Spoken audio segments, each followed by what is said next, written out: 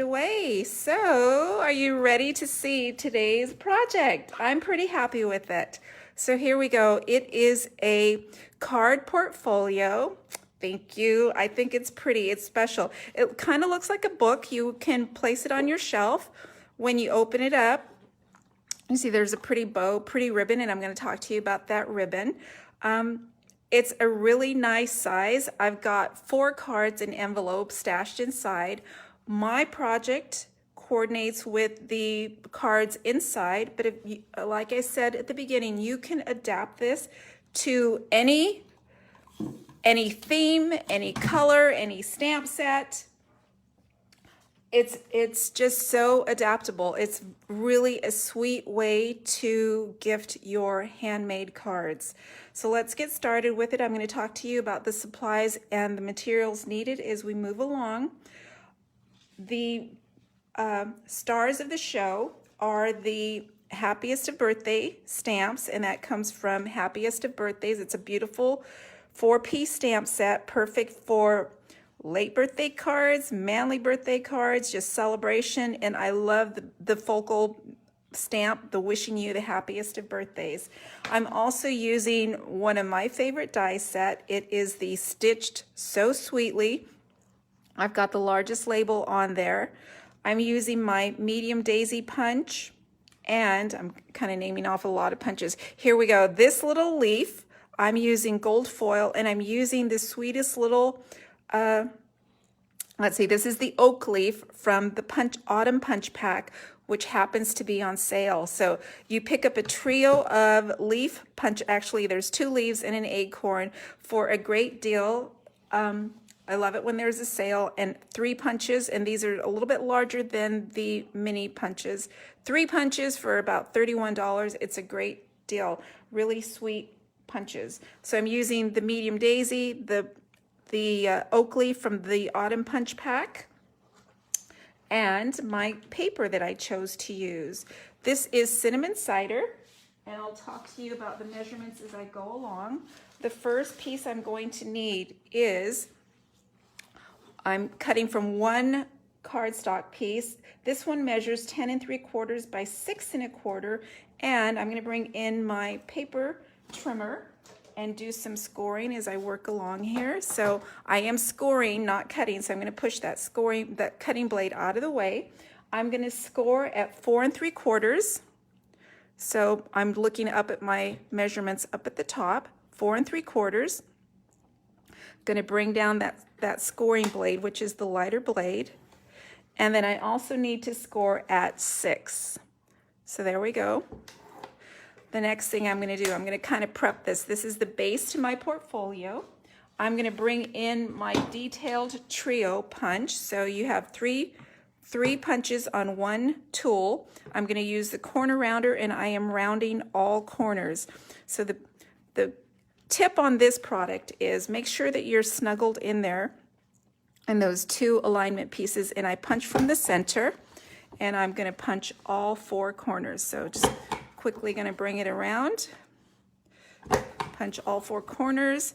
This tool also punches a slot for ribbon, for example, and a cute little floral image in the corner.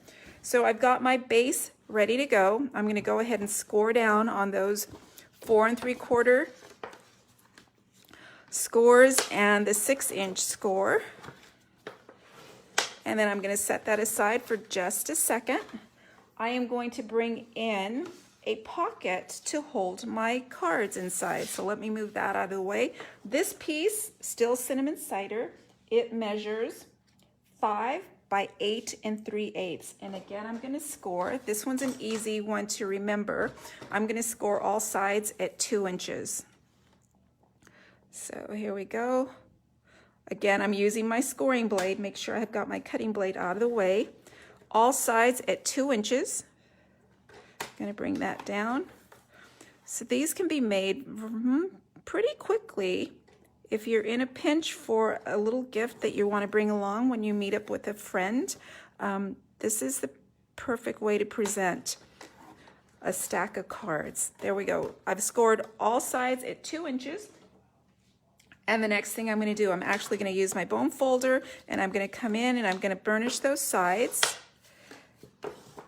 So this is almost basic box construction. I'm then going to be snipping and adhering to form the little box that's going to hold my cards inside the pretty portfolio. I'm going to bring in my paper snips and I'm going to cut. So I'm holding it horizontally. I'm going to cut vertically up to the perpendicular score line. So just bring it up, and that's going to be a 2-inch cut on all sides, all 4 sides. So first the lower portion,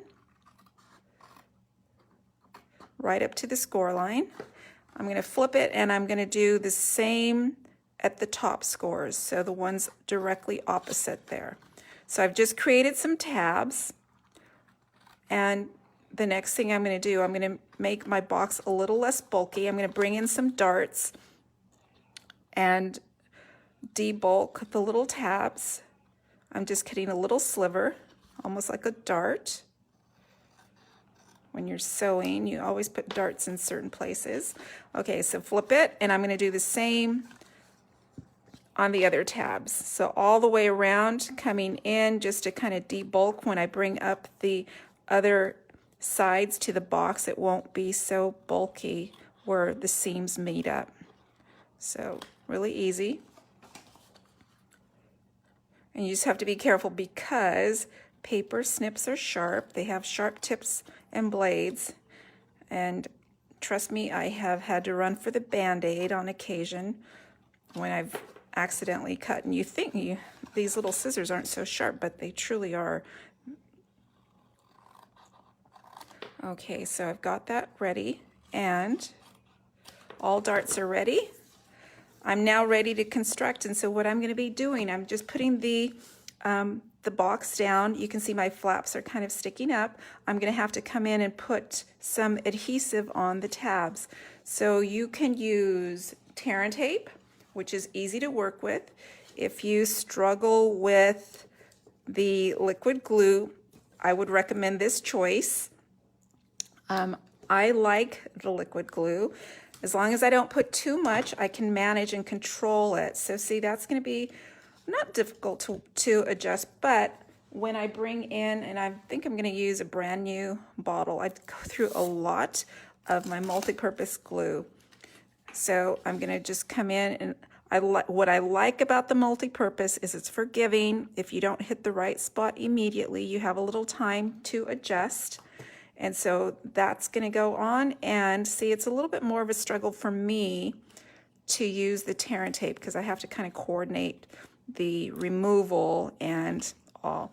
I'm going to bring this up, just make it perpendicular to the base. There we go. Going to adhere. Now here's where it takes a little bit longer with the liquid glue. You're just going to want to hold it, make sure it's secure in place. I think economically too, the multi-purpose liquid glue is the way to go. As long as you're not putting too much, just a little trail. And I'm going to do that on both sides. This one's a little bit trickier. It's the final tab. Just going to bring it over, flip it over. There we go. And these are going to be closed. Sorry about the craziness there on the camera. There we go. That's going to close up, and I see where I did spill a little bit of glue. I'm going to wipe that clean so that my cards don't stick in there.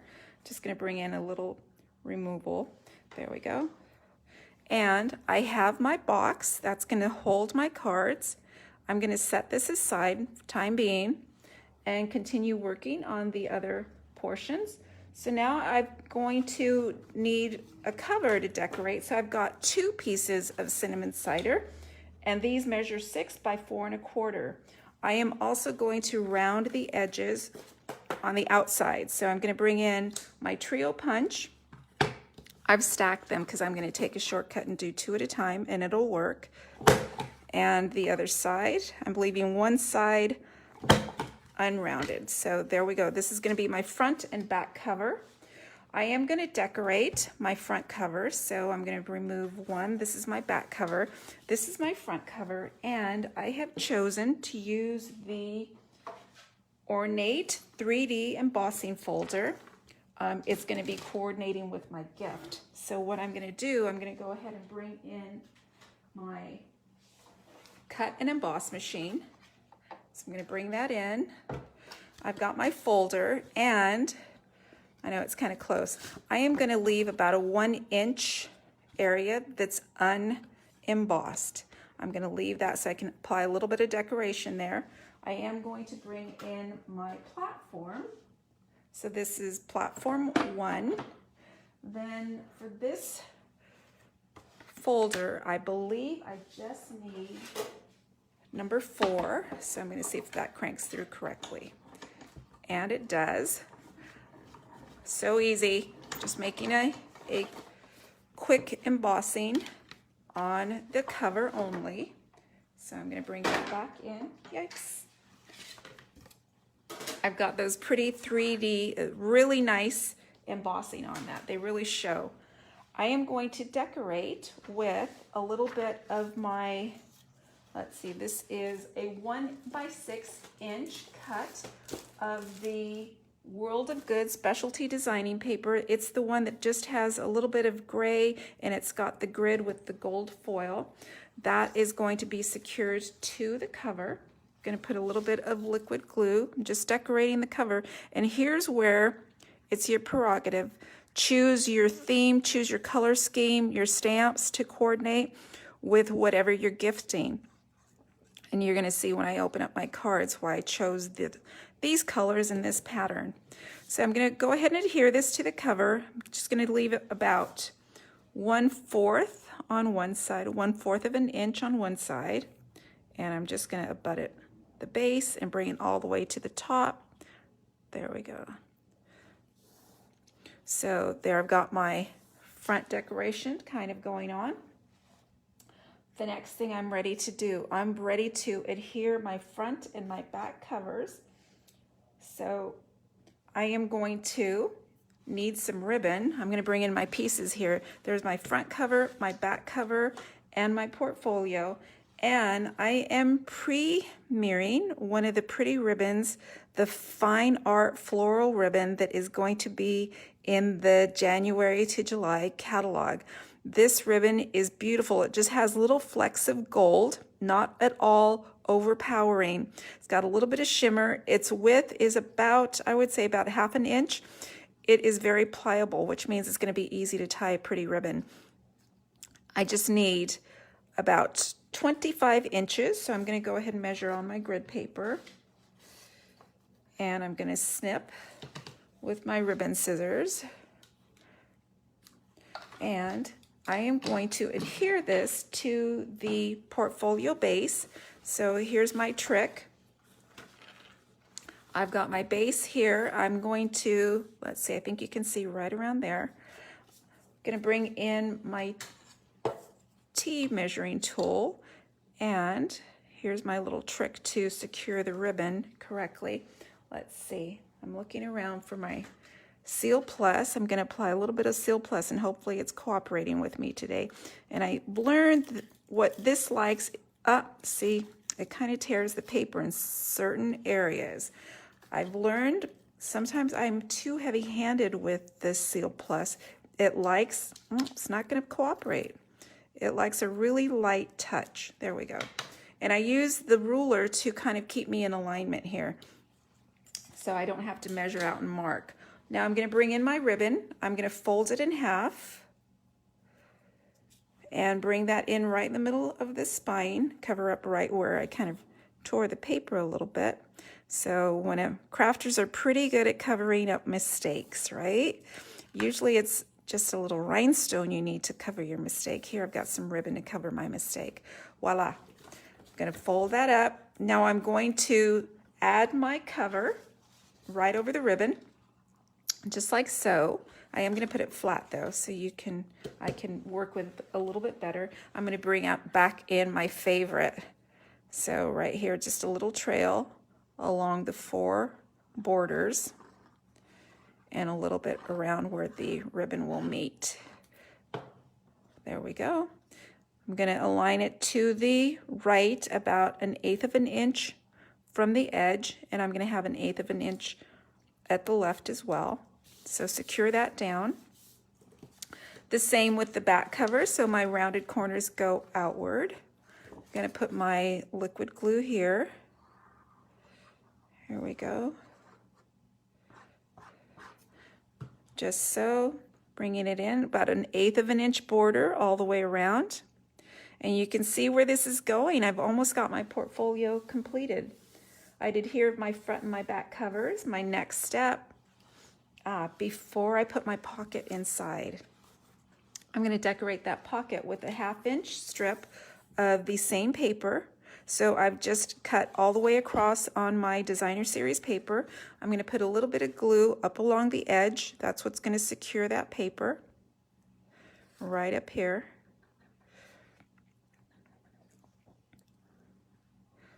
All the way around, and again, let me move this out of the way so I don't get it messy.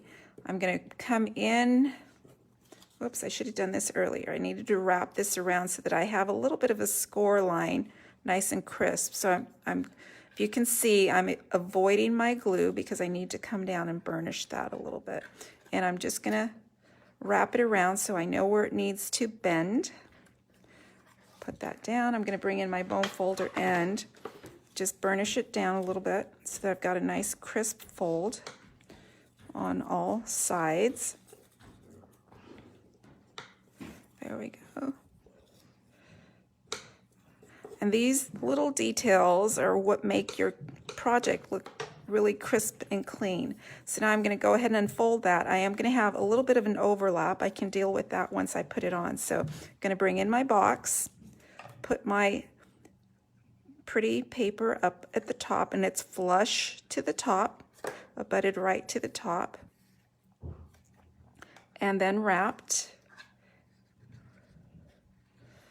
And just so it's not so bulky, I'm going to make a little snip. The seam is going to be on the back, so it's nothing critical if you don't match up the seam. It's going to be secured right to the back of the box anyway. So I've got a pretty decoration on the box. Going to bring in my portfolio, and this goes on the inside. So now what I'm going to do is put some liquid adhesive, and if you want to use the Seal Plus, that will work, or the Terran tape.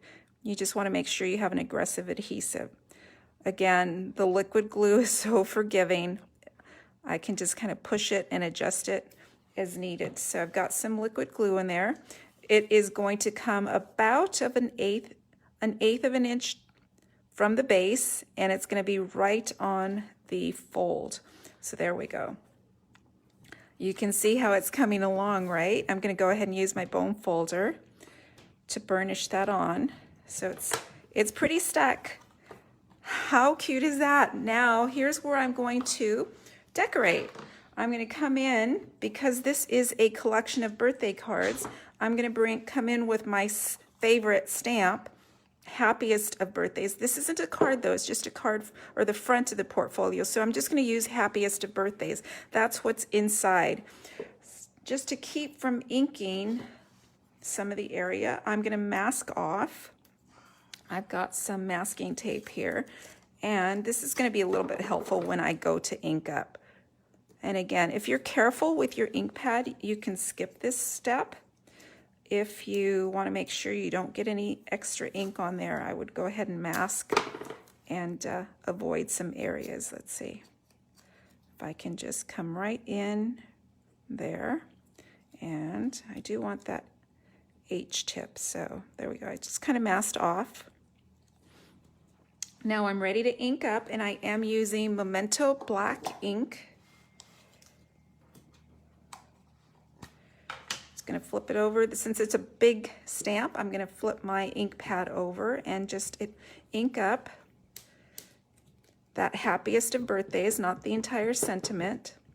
Got plenty of ink on there. And so here's the next tip. Make sure you remove the tape that you use to mask. You'd think you wouldn't need to say it, but trust me, I speak from experience. Sometimes I'm just kind of stamping along mindlessly and I forget to do certain things. I have on occasion forgotten to remove the tape. It happens all the time. It happens to the best of us. Okay, so now I'm going to ink down nice and firm.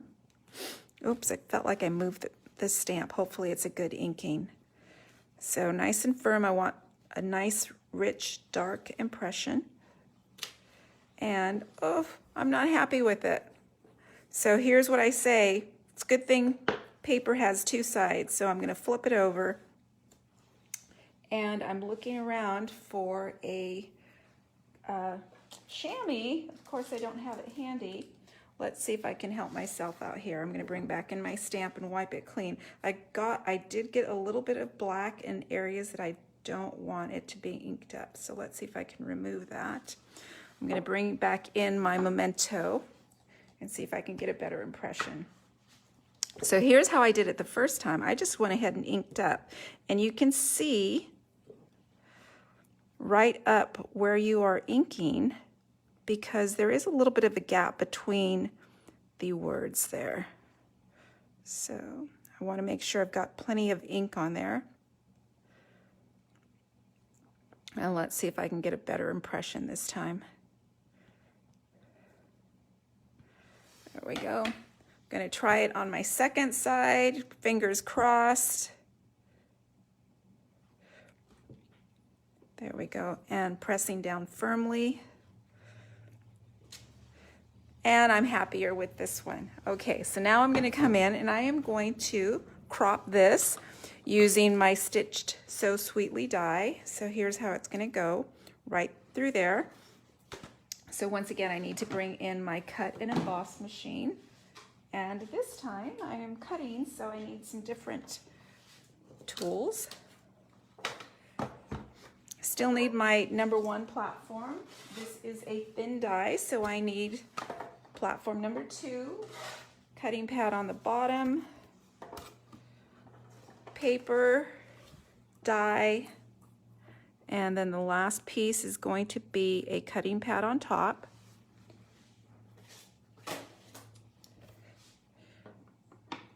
And whoops, just want to make sure I didn't move that. And it kind of moved. There we go. I'm going to do it the other way. My pads are kind of bowing. There we go. Crank it through.